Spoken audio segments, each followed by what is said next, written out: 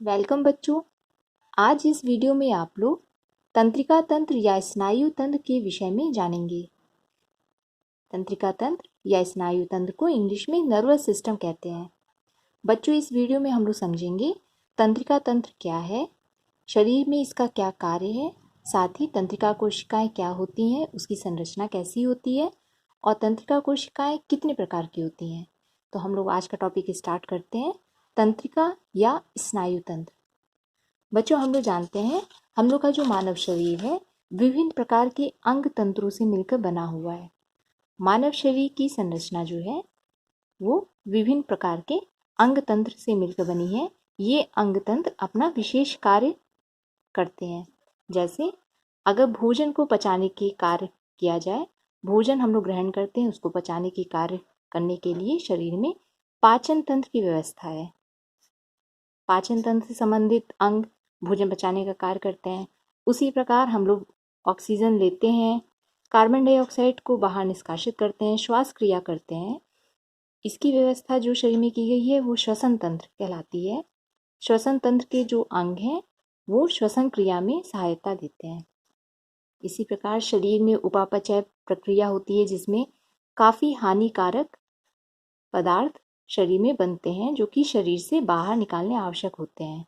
तो हानिकारक पदार्थ या अपशिष्ट पदार्थों को बाहर निकालने के लिए जो अंग बने हैं वो उत्सर्जन तंत्र में आते हैं। उत्सर्जन तंत्र के जो अंग हैं वो विसर्जन का कार्य करते हैं, हानिकारक पदार्थों को शरीर से बाहर निकालने का कार्य करते हैं। इसी प्रकार एक परिसंचरण तंत्र शरीर में होता है।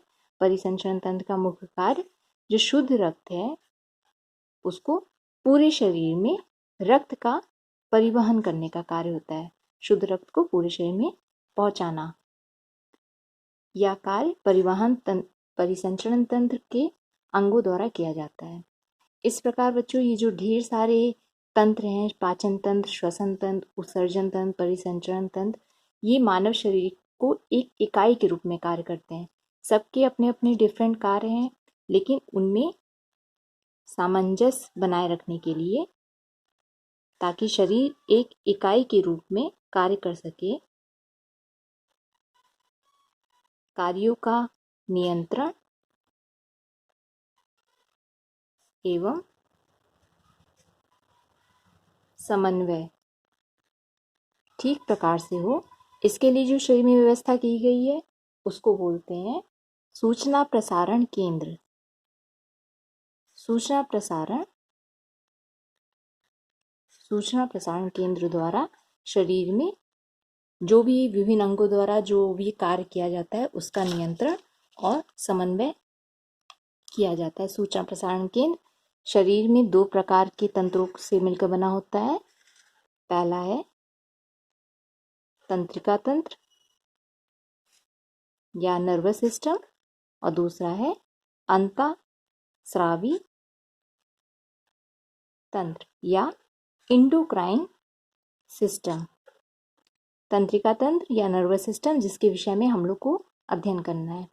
तंत्रिका तंत्र को हम लोग समझ सकते हैं, तंत्रिका तंत्र केवल जंतुओं में पाए जाने वाला तंत्र है। इसका निर्माण तंत्रिका कोशिकाओं से होता है। तंत्रिका कोशिकाएं मिलकर तंत्रिका तंत्र का निर्माण करती हैं। साथ ही ये कार्य क्या करती हैं, तंत्रिका तंत्र कार्य क्या करता है, जो भी उद्दीपन, प्रेरणा या संवेदना प्राप्त होती है उसका संवहन करने का कार्य ये तंत्रिका कोशिका या तंत्रिका तंत्र द्वारा किया जाता है। और ये तंत्र है, ये द्रुत गति सेवा प्रदान करता है। द्रुत गति सेवा मतलब हाई स्पीड सर्विस। जैसे विद्युत गति होती है, सेम उसी तरह की गति, उसी गति में ही यह तंत्रिकाओं का जो उद्दीपन, प्रेरणा या संवेदना है उसका संवहन द्रुत गति द्वारा किया जाता है। तो बच्चों, हम लोग ने देखा तंत्रिका तंत्र जंतु कोशिकाओं में पाया जाता है, जंतु में ही पाया जाता है। ये तंत्रिका कोशिका से मिलकर बना होता है और कोई भी प्रेरणा या उद्दीपन या संवेदना का संवहन द्रुत गति से करने का कार्य तंत्रिका तंत्र द्वारा किया जाता है। अब बच्चों हम लोग समझेंगे कि जो तंत्रिका तंत्र तंत्रिका कोशिकाओं से मिलकर बना होता है, तो तंत्रिका कोशिकाएं कैसी होती हैं, उनकी संरचना कैसी होती है। तंत्रिका कोशिकाओं को समझने के लिए तंत्रिका कोशिकाएं ये अन्य कोशिकाओं शरीर में पाए जाने वाली अन्य कोशिकाओं से बहुत अलग कोशिकाएं होती है। इसका कार्य भी अलग होता है। सबसे पहली बात कि ये शरीर की सबसे, अगर ऐसे देखा जाए, तंत्रिका कोशिकाएं शरीर की सबसे बड़ी कोशिकाएं होती हैं, सबसे लंबी या बड़ी कोशिका होती है।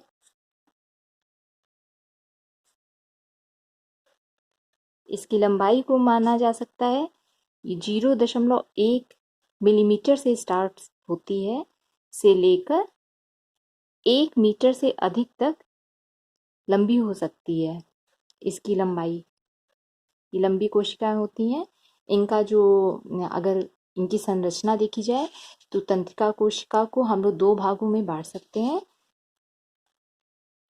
तंत्रिका कोशिका का यदि अध्ययन किया जाए, कोशिका के भागों का अध्ययन करने पर इनको इसके 2 भागों में बांट सकते हैं। सबसे पहला होता है तंत्रिकाय,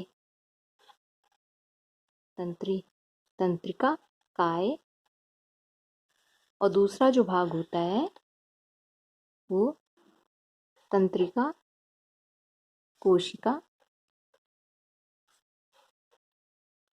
प्रवर्ध। इसमें प्रवर्ध निकले रहते हैं। तो ये 2 भाग होते हैं तंत्रिका कोशिका के, तंत्रिका काय और तंत्रिका कोशिका प्रवर्ध। अब हम लोग इस डायग्राम में समझ सकते हैं। तंत्रिका काय ये वाला भाग होता है, ऊपर वाला भाग तंत्रिका काय कहलाता है, जिसके बीचों बीच केंद्रक होता है। इसमें निजल्स कण होते हैं। तंत्रिका काय में ही इस तरह की संरचना जो प्रवर्ध के रूप में निकली रहती है, ये वृक्षिका बनाती है। जो तंत्रिका कोशिका प्रवर्ध है ये 2 प्रकार का होता है। एक जो छोटा प्रवर्ध होता है उसको बोलते हैं वृक्षिका। ये वाले जो प्रवर्ध हैं, जिनको छोटे प्रवर्ध हैं, इसको बोलते हैं वृक्षिका। और यही एक प्रवर्ध लंबा होता है, लगभग समान मोटाई का, और काफी लंबा ये अंत तक जाता है। इसको बोलते हैं तंत्रिकाक्ष। ये अक्ष बनाता है, इसको बोलते हैं तंत्रिकाक्ष। अब इस डायग्राम में हम लोग देख सकते हैं वृक्षिका में नीजल्स कण पाए जाते हैं, जबकि तंत्रिकाक्ष में नीजल्स कण नहीं पाए जाते हैं। इसको और अच्छे से हम लोग समझ सकते हैं। ये तंत्रिकाएं है, ये वाला भाग तंत्रिकाएं है, इसके बीच में केंद्रक होता है। तंत्रिकाएं में नीजल्स कण होते हैं। इसमें जो पाए जाने वाला द्रव कोशिका द्रव, इसमें जो प्रवर्ध निकले रहते हैं उसको वृक्षिका। वृक्षिका का अंत जो होता है वृक्षिकांत कहलाता है। वृक्षिकांत वृक्षिका का अंत बिंदु होता है। ये तंत्रिकाक्ष एक लंबा समान मोटाई का प्रवर्ध जो लंबा होता है उसको तंत्रिकाक्ष कहते हैं। ये बीच बीच में समकोणीय आकार ले लेता है, और इसका जो लास्ट बिंदु है वो दूसरी नेक्स्ट अगली तंत्रिका कोशिकाओं से जुड़ता है। अगली तंत्रिका कोशिका की जो वृक्षिका है उससे ये जुड़ता है। इसके अलावा जो तंत्रिकाक्ष है, इसके ऊपर जो लेयर होती है, उसके जो ऊपर आवरण होता है उसको न्यूरिलेमा कहते हैं।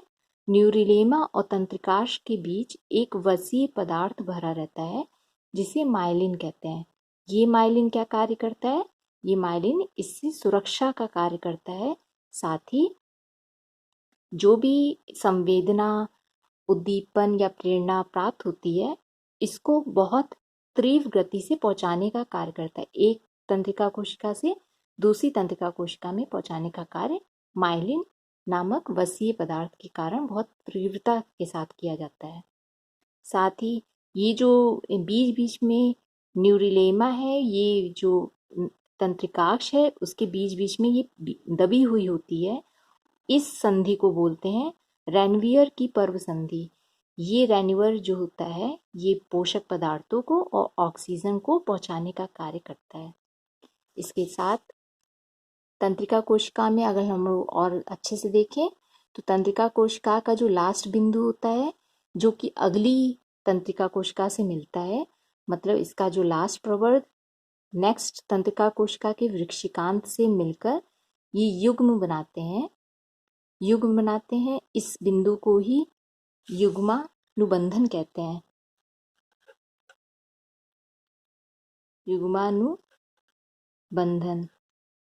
युग्मानुबंधन वो स्थान होते हैं जहाँ पर एक तंत्रिका कोशिका जो भी संवेदना, उद्दीपन या प्रेरणा है उसको दूसरी तंत्रिका कोशिकाओं में सौंपने का कार्य करती है।